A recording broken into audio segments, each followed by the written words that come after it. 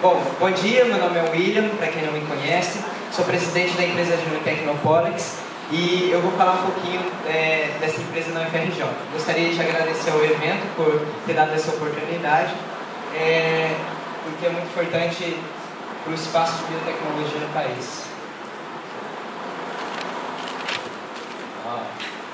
Antes de eu começar, eu gostaria que vocês tivessem a consciência que a Tecnopolics ela tenta fazer algo inovador no estado do Rio de Janeiro.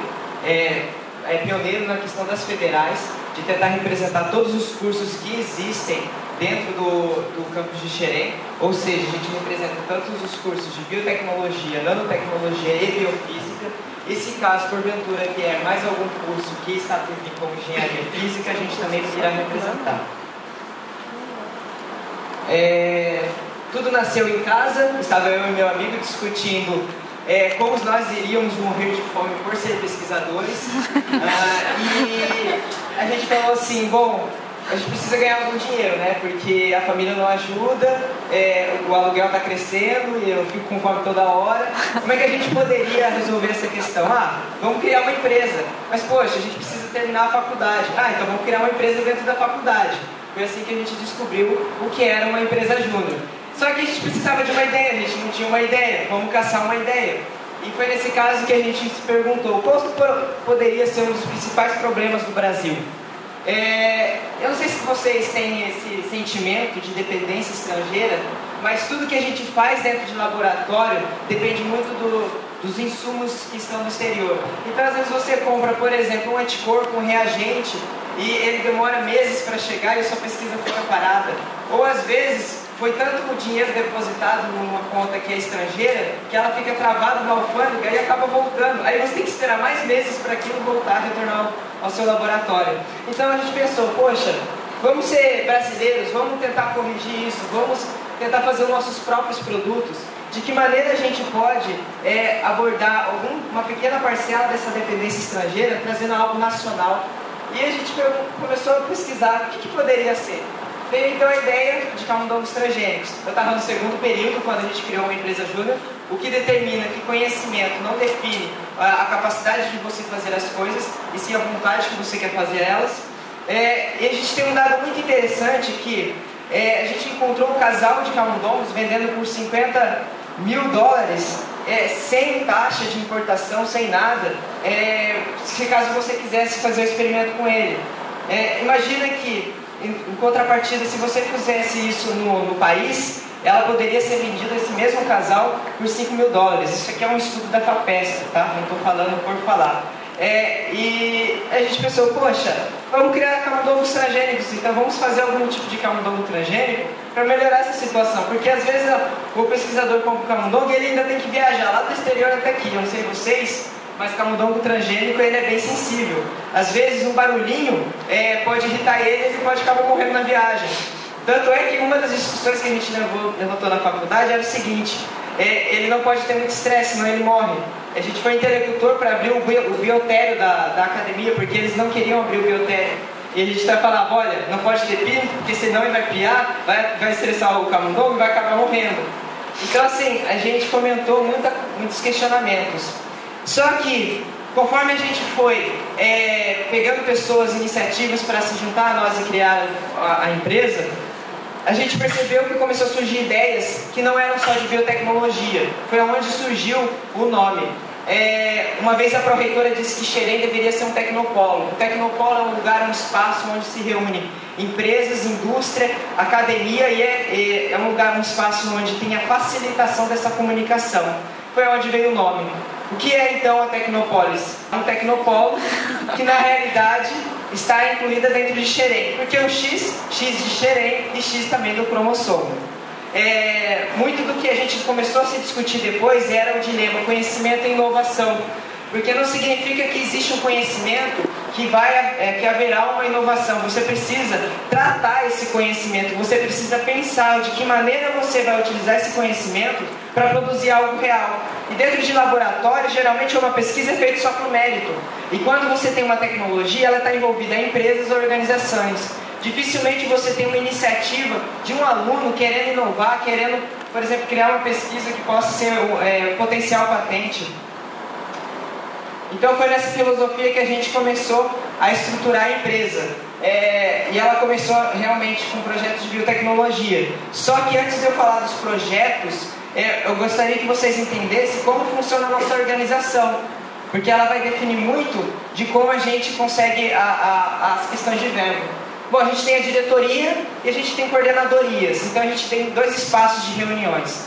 Na diretoria são a galera que tenta tomar conta da empresa, que organiza, que traça as diretrizes. E enquanto nas coordenadorias são grupos de alunos que chegam até nós e falam: nós gostaríamos de criar essa ideia. Beleza, então vem a nossa empresa e a gente vai te ajudar a desenvolver ela. Sendo ela possível de estar apenas na empresa júnior ou, se você quiser, na startup. Então, dentro da nossa própria diretoria, com todos aqueles cargos que todo mundo já está cansado de ouvir, presidência, vice-presidência, gestão, RH, nós incluímos mais um cargo que é projetos e inovação, que toma conta da mentalidade da direção, de como está indo essas coordenadorias, e forma a nossa diretoria. Assim a gente constrói toda essa ponte, essa comunicação, para que haja alguma coisa na empresa. Bom, pensando na tecnologia, quais são os projetos então que atualmente estão acontecendo? Esses projetos são estudos, não tornaram realidade ainda, tá? Uma das coisas importantes que a gente faz questão que isso exista é porque a pessoa não entra só na empresa para seguir hierarquia. Isso a gente não queria. Qual é a vantagem de você entrar numa empresa júnior e seguir as regrinhas de diretoria, presidência, gestão? A gente queria que elas também aprendessem a inovar, não só seguir ordens. Queria que elas aprendessem a, quando saísse da graduação, fundar a própria empresa. Então a gente tem 4 projetos atualmente, eram 5, só que o 5º foi documentado porque as pessoas acabaram se formando. Nunca o projeto é perdido, ele é armazenado numa biblioteca e quando alguém achar uma possível solução poderia continuar. E são projetos relacionados à arte, nanotecnologia e biotecnologia. O primeiro é a arte da ciência, como você poderia mostrar para o público, não só para as pessoas dentro da academia, mas para a sociedade, que o que a gente faz dentro de laboratório pode ser uma arte, ok? O segundo projeto está relacionado com o tratamento de células cancerígenas, ao tratamento a laser. Então a pessoa ingere um farmaco, esse farmaco percorre a sua corrente sanguínea, e quando você incide um laser na região de câncer, o nanofármaco ele é ativado e ele acaba reagindo. Isso aqui já é uma coisa que existe, tá? Não é uma coisa que a gente está inventando, a gente está tentando transformar ela em realidade para ser aplicado. O Atigel é um tratamento de biocurativos. Eu não sei se vocês já ouviram falar de biocurativos. São como se fossem reagentes bioativos que agem sobre a superfície da pele, ajudando a cicatrização. Então, se você, por exemplo, tem um problema de queimadura, você poderia colocar um biocurativo e ele auxiliaria a sua regeneração. E o SUSTEC, que tenta resolver todos os problemas da academia de reciclagem de resíduos químicos. Porque, não sei se vocês sabem, as universidades têm uma grande dificuldade em reciclar os componentes químicos que existem lá dentro. Mas isso são projetos, eles estão estudando, iniciando parcerias para ver como isso acontece. A empresa em si, ela tem que ter um sustento para que tudo isso acabe acontecendo. E esse ano a gente ganhou um edital da FAPERJ de R$300 mil para realizar serviços na área de biotecnologia para as empresas. E elas atingem o espectro de citometria de fluxo, recuperação de solventes, testes citogenéticos, HPLC e cultura de tecidos. Em citometria de fluxo, nada mais é do que a gente identifica a nanotoxicidade de células, a recuperação de solvente através de um processo de destilação conhecido como evaporador rotatório. A gente consegue separar alguns solutos. Testes citogenéticos de genotoxicidade mutagênica, porque muitas das vezes você está utilizando uma célula dentro do seu laboratório e ela começa a dar um resultado, não porque aquilo realmente é uma via metabólica, mas porque às vezes ela sofreu uma mutação e aquilo está incidindo sobre o seu experimento. Então você tem que ter certeza que o que você está realizando é íntegro. HPLC, assim, não coloquei nenhuma descrição, mas ele é um processo de cromatografia para separação, de alta precisão, é muito utilizado nas empresas. E por fim, cultura de tecidos de plantas, da qual a gente utiliza os metabólitos secundários para estar vendendo para empresas farmacêuticas como terpenos, saponinas, antroponinas, carpetoloides, e para eles terem algum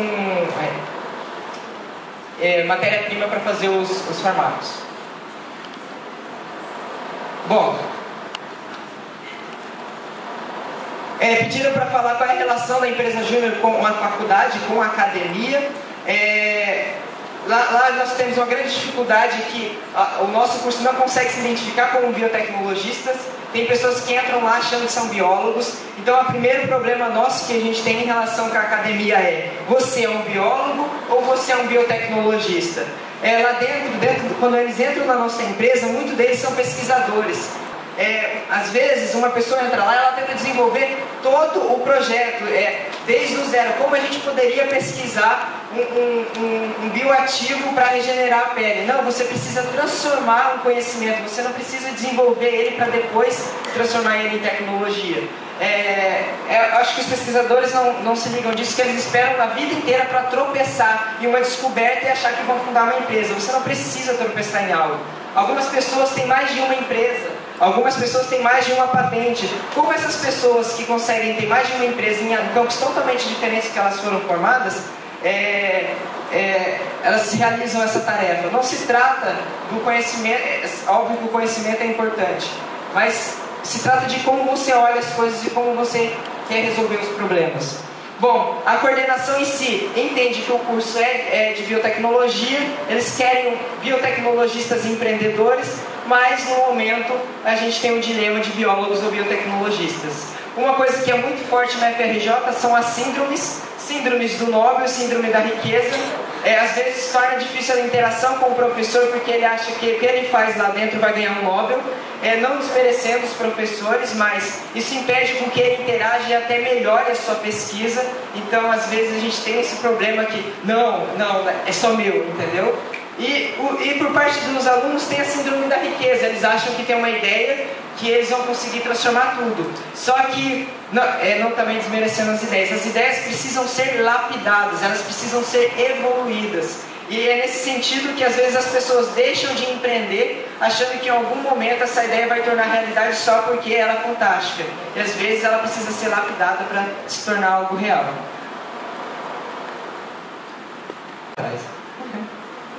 Eu fiquei com medo do tempo. Então, como participar do FRJ? Como funciona esse processo seletivo de inclusão dentro da nossa empresa júnior? Você pode entrar então para um processo de seleção.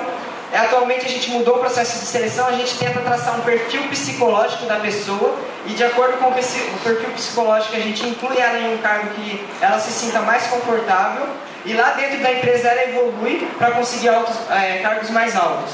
Ou você simplesmente pode entrar a qualquer momento vindo com uma ideia e criando uma iniciativa de um projeto. E se você quer entrar com uma iniciativa de um projeto, a metodologia é o seguinte: pense no meio, qual é a necessidade desse meio? É viável de você realizar isso? Traga Tecnopolics, a gente vai tentar te ajudar a desenvolver.